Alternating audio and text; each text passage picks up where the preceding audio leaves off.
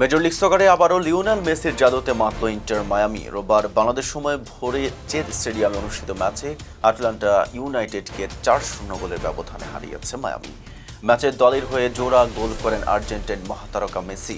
প্রথমার্ধে ম্যাচে গোলের জন্য অপেক্ষা করতে হয় মায়ামিকে। একাধিক সুযোগ তৈরি করেও গোলের দেখা পাচ্ছিল না স্বাগতিকরা। অবশেষে 38তম মিনিটে জ্বলে ওঠেন লিওনেল মেসি। বাম পায়ের দুর্দান্ত শটে বল জালে জড়িয়ে দলকে এগিয়ে দেন এই অধিনায়ক। বিরতিতে 1-0 গোলে এগিয়ে থেকে স্বস্তিতে যায় ইন্টার মায়ামি।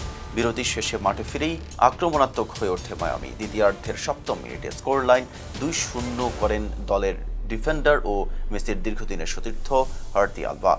এই মৌসুম শেষেই পেশাদার ফুটবল থেকে অবসরের ঘোষণা দিয়েছেন তিনি। এরপর গোলের তালিকায় নাম তোলেন লুইস সুয়ারেজ। আর্জেন্টাইন তারকার পাস থেকে সহজ সুযোগ পেয়ে 70তম মিনিটে গোল করে মিয়ামিকে 3-0 এগিয়ে দেন উরুগুয়ের এই ফরওয়ার্ড। ম্যাচের শেষ মুহূর্তে আবারও আলোচনায় আসেন লিওনেল মেসি। 89 মিনিটে নিজের দ্বিতীয় এবং দলের চতুর্থ গোলটি করে জয় নিশ্চিত করেন LM10। এই গোলের সুবাদে চলতি MLS মৌসুমে ব্যক্তিগত সর্বোচ্চ 26 গোলের মালিক হলেন তিনি, যা ছাড়িয়ে গেছে গত মৌসুমের গোল্ডেন বুট জয়ী ডেনিস বুয়াঙ্গার রেকর্ড।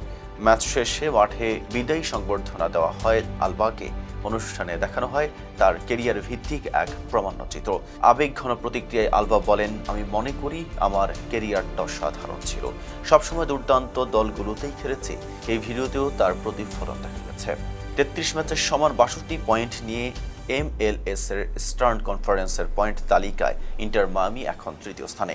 66 পয়েন্ট নিয়ে শীর্ষে রয়েছে ফিলাডেলফিয়া ইউনিয়ন, আর 62 পয়েন্ট নিয়ে দ্বিতীয় স্থানে আছে FC সিনসিনাটি, যেখানে মেসি ও সুয়ারেজের জুটি আবারও নজর কাড়বে বলেই প্রত্যাশা সমর্থকদের। এতক্ষণ সাথে ছিলাম মেহেদি হাসান। ফেজ দ্য পিপলের সাথে থাকার জন্য ধন্যবাদ।